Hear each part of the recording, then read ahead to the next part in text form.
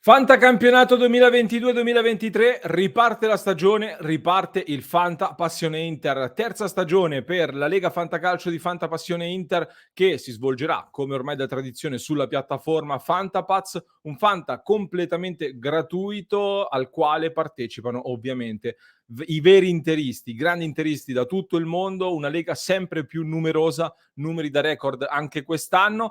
Siamo tantissimi, ma ancora molti di voi non si sono iscritti, quindi io vi ricordo, vi invito a farlo subito, prima possibile, perché più ci si avvicina all'inizio del campionato, più possono capitare degli errori, dei problemi tecnici o comunque può anche passare di mente e si rischia poi di perdersi la prima giornata del Fanta Passione Inter e perderete dei punti preziosissimi in ottica stagionale. Quindi in descrizione trovate il link per iscrivervi gratis al Fanta Passione Inter. Ci saranno poi, per chi si iscrive, tante sorprese durante l'arco della stagione, quindi mi raccomando iscrivetevi subito qui sotto. Iscrivendovi avete accesso, oltre alla Lega Fanta Passione Inter, anche al server Discord di Passione Inter, dove chiacchierare con noi, scambiarci consigli e anche sfottò durante l'arco della stagione di Fanta Passione Inter. Quindi fatelo subito, link in descrizione. Nel contenuto di oggi vado a raccontarvi come ho costruito la mia rosa, lo abbiamo già fatto in parte in una diretta di qualche giorno fa che vi invito a recuperare, ma qui vi darò dei dettagli aggiuntivi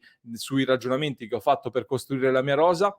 Vi faccio vedere i giocatori che ho scelto e vi do qualche consiglio. Fermo restando che non sono sicuramente la persona più esperta che potrete trovare tra YouTube, Twitch, Spotify e tutte le piattaforme in cui si parla anche di Fanta. Troverete per esempio sul nostro canale YouTube un'intervista che abbiamo fatto, anzi una diretta che abbiamo fatto con il Profeta, molto conosciuto ormai su YouTube, che ci ha dato delle dritte sicuramente molto più professionali rispetto a quelle che vi darò io. Vi invito a recuperarla, ve la lascio anche in descrizione se volete saperne di più. Nell'episodio di oggi però, come vi dicevo, vi faccio vedere la mia rosa, ma vi do anche dei consigli strategici che comunque mi hanno permesso nelle scorse stagioni di ottenere dei buoni risultati, soprattutto nella fase iniziale di partenza. Poi ho commesso qualche errore da principiante nel mercato di gennaio e ho sempre chiuso la stagione incalando. Detto questo, quali sono le strategie che ho attuato? Adesso ve lo dico subito, prima vi invito ad iscrivervi al canale se non lo avete ancora fatto, mi raccomando, sta per partire la stagione, ci godremo tutte le partite insieme come facciamo da 2 anni a questa parte, parleremo di Inter ogni giorno, troverete tanti contenuti esclusivi, quindi iscrivetevi subito, stiamo crescendo veramente a un ritmo elevatissimo in queste ore e vi ringrazio veramente tanto. Ma parliamo adesso allora del Fanta Passione Inter. Come ho costruito la mia rosa? Vi dicevo, ho seguito una strategia che voglio riassumervi in 5 punti cardine che ho seguito, diciamo così, per costruire la mia rosa. Il primo è un consiglio che vi do e sul quale mi sono basato poi io sostanzialmente per costruire la mia squadra, è quello di studiare bene il regolamento. Mi raccomando, è importantissimo studiare bene il regolamento, perché il regolamento secondo me fa l'85-90% della strategia nella costruzione di una rosa.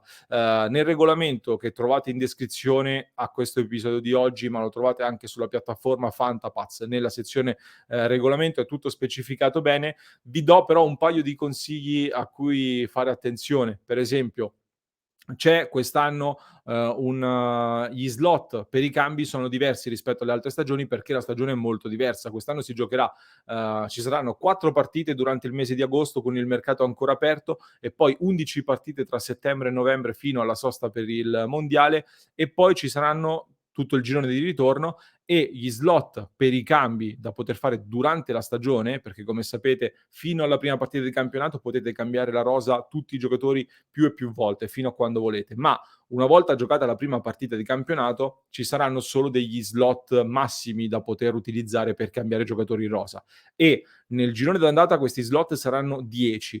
Dopodiché ce ne saranno altri 10 durante il mercato invernale. Che cosa significa questo? Che dopo le prime 4 giornate di campionato, per esempio, chiuso il mercato, potrete anche decidere di utilizzare tutti e 10 gli slot per rivoluzionare, ribaltare la rosa in base a quello che è avvenuto nel mercato nelle prime 4 giornate, considerando che poi dovrete giocare solo 11 partite con quella rosa e poi eventualmente ci saranno altri 10 slot per fare delle correzioni a gennaio. Questo è un esempio, mi raccomando, fate attenzione a questo, ed è il primo punto, si collega anche ad un secondo consiglio o comunque ad una seconda un secondo punto strategico che ho tenuto in considerazione io per costruire la mia rosa, ovvero I crediti a disposizione non sono tantissimi, anche se li abbiamo aumentati non è semplice costruire una rosa molto forte, quindi che cosa ho fatto io? Ho preso dei giocatori che secondo me potrebbero nell'arco delle prossime giornate aumentare di valore. Non tutti, alcuni li ho presi per tenermeli tutta la stagione,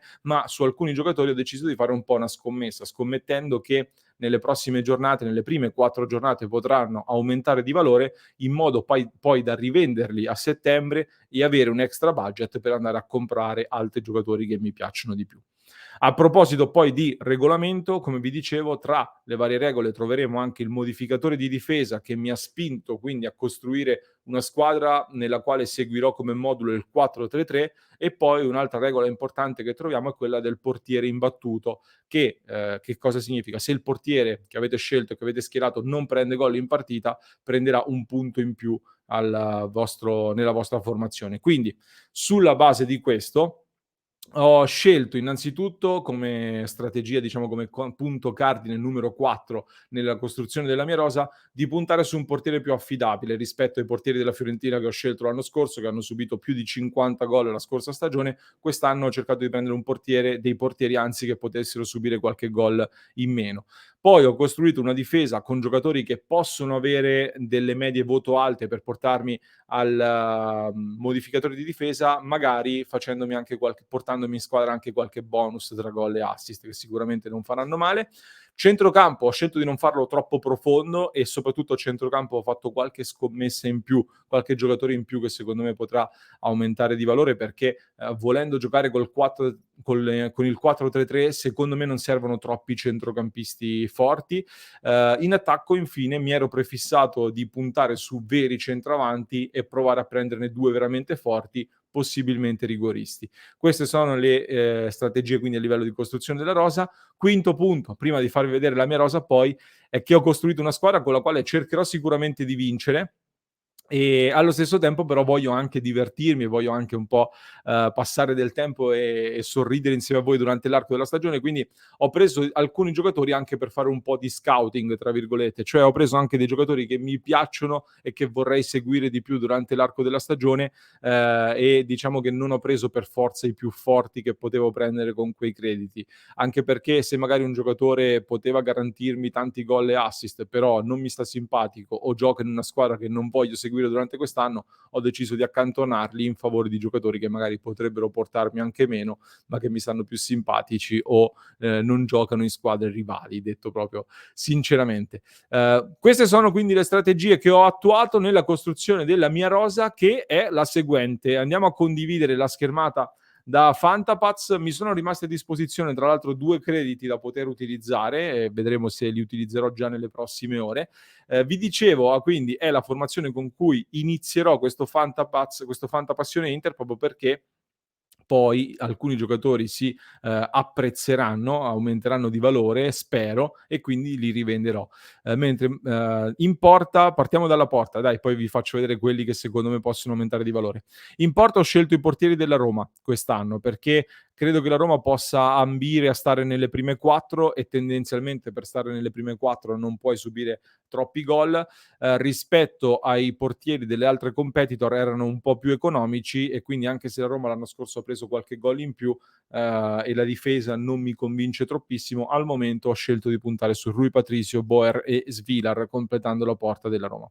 In difesa ho puntato forte su Bastoni, che secondo è stato il difensore per il quale ho speso di più.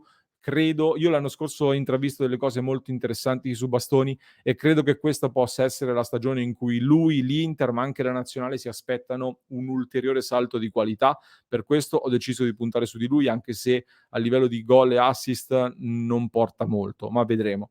Ho puntato su Lazzari, anche lui l'ho rivisto in crescita nella seconda parte della stagione con la Lazio, quindi penso potrebbe far meglio e lui sì potrebbe portare dei bonus. Singo mi piace molto sulla destra, quindi anche qui un altro esterno proprio in ottica bonus. Bastoni dello Spezia, anche se bisognerà capire un attimo quante partite giocherà, però è un altro giocatore da potenziale bonus e da comunque un buon numero di presenze. E poi sotto in difesa ho fatto tante scommesse. Valeri della Cremonese, altro giocatore che può portare bonus e assist, che dovrebbe partire titolare fin da subito e quindi aumentare di valore. Soppì dell'Udinese lo stesso al posto di Molina lì sulla destra l'Udinese. Baschirotto, un giocatore del Lecce che ho preso perché lo conosco, lo seguo da tempo, e anche se non dovrebbe partire titolare, però costa 2 crediti e potrebbe crescere, così come credo possa crescere Ocoli all'Atalanta, che penso avrà spazio a disposizione quest'anno, con l'Atalanta che deve registrare qualcosina a livello di difesa. Ovviamente qualche giocatore riempitivo a pochi crediti bisognava prenderlo. A centrocampo l'investimento più grande l'ho fatto su Milinkovic-Savic, credo che sia probabilmente l'unico centrocampista top che ti dà una garanzia di rendimento, probabilmente. Adesso non vorrei gufarla, però ho deciso di puntare su di lui perché comunque i numeri sono sempre dalla sua parte. Come secondo centrocampista ho preso Mkhitaryan. Credo che Mkhitaryan sarà molto di più di una semplice alternativa ai titolari dell'Inter. Giocherà, credo, un buonissimo numero di partite. Potrebbe giocare anche in posizione molto offensiva, più avanzata, e gol e assist sono sicuramente nei suoi piedi. Dopodiché ho scelto Lukic del Torino, giocatore anche qui che a me piace tantissimo, Lukic, quindi era uno di quei giocatori che volevo prendere perché mi piacciono molto.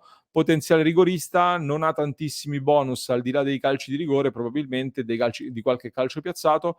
Il Torino che in queste ore con il mercato sta costruendo una buona squadra, quindi ho scelto di puntarci perché mi piace molto come calciatore. Kvaratskhelia l'ho preso perché comunque promette molto bene, gioca in posizione offensiva nel Napoli e quindi centrocampista che gioca in attacco è un'opportunità da cogliere assolutamente. Strefezza, stesso discorso, anche se qui chiaramente c'è qualche incognita in più, va detto, forse, perché giocando nel Lecce è più difficile segnare tanti gol rispetto al Napoli. Arriva dalla Serie B dove ha fatto benissimo, però la Serie A già la conosce avendo fatto anche un'esperienza alla SPAL. Per me può essere un buon nome anche lui da potersi ulteriormente valorizzare.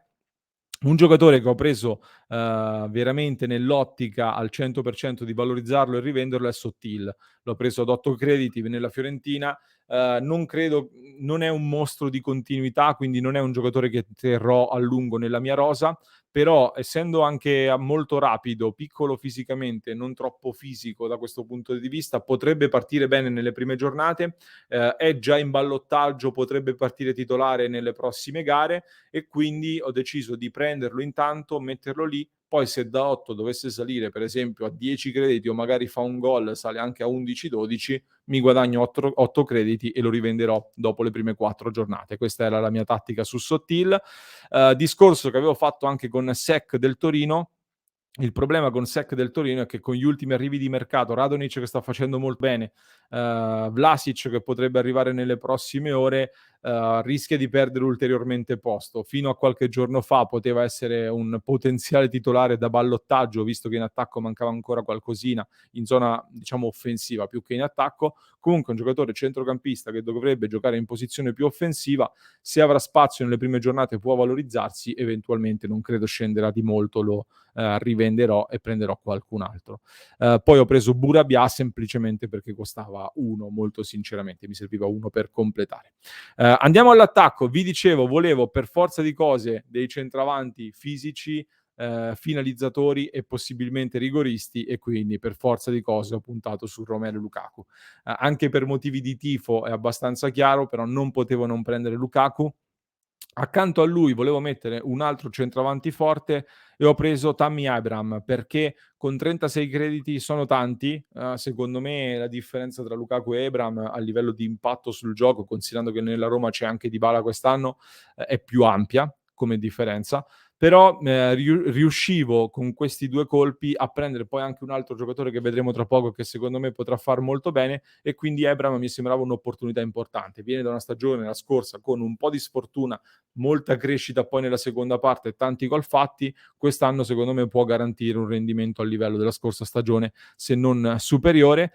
Ho scelto poi di puntare su Petagna nella speranza che anche lui possa cambiare squadra. Si parla molto del Monza, dove potrebbe far bene e quindi aumentare di valore, o semplicemente diventarmi un giocatore molto utile da tenere nelle rotazioni in attacco. ma soprattutto, vi dicevo, ho puntato forte su Pinamonti. 14 crediti, sinceramente mi è sembrata una grande opportunità. Mi è sembrata una grande opportunità, consapevoli delle voci di mercato, che in queste ore si stanno concretizzando sempre di più in ottica Sassuolo. Io questa rosa l'ho fatta ormai quasi 10 giorni fa, quando non era ancora sicuro dove sarebbe andato Pinamonti. La mia speranza era appunto in ottica Fanta Passione Inter che potesse andare in una squadra tipo il Sassuolo, dove sarebbe stato un titolare praticamente indiscusso, centravanti, finalizzatore della squadra, in una squadra come il Sassuolo che gioca molto in maniera offensiva e che segna molto. Quindi Pinamonti l'ho preso con la possibilità di valorizzarlo e rivenderlo, ma andando proprio al Sassuolo diventa probabilmente il mio terzo attaccante nel 4-3-3 che andrò a costruire nelle prossime giornate. In chiusura ho preso poi Ibrahimovic semplicemente perché costava 1, poi dovesse mai rientrare e far bene, meglio un Ibrahimovic a 1 che un giocatore che non metterà mai piedi in campo, penso. E infine ho preso Stepinski del Verona, anche qui semplicemente per completare la rosa con un credito. Questa quindi è la mia rosa per il Fanta Passione Inter di quest'anno. Nei commenti fatemi sapere che cosa ne pensate. Io credo di aver costruito una rosa che in partenza mi sembra molto buona. La difesa ho dei dubbi, sinceramente, quindi adesso rivaluterò un po' la difesa nelle prossime ore e probabilmente poi dopo le prime giornate di campionato l'extra budget che sto cercando di crearmi lo riverserò tutto sulla costruzione di una difesa più solida, quasi sicuramente. Fatemi sapere anche voi se avete già costruito la vostra rosa, se avete preso dei calciatori come i miei, se vi piacciono le mie strategie e i miei consigli che vi ho dato. Mi raccomando, aspetto tutti i vostri commenti, ma soprattutto aspetto che vi iscriviate con il link che trovate in descrizione. Lo ripeto, completamente gratis il nostro Fanta Passione Inter con tante sorprese durante la stagione. Vi ringrazio per avermi seguito fino a qui, vi lascio poi in descrizione anche un link per ascoltare un altro approfondimento che non dovete assolutamente perdervi. Per chi ci segue da YouTube ve lo lascio qui, vi basta cliccare.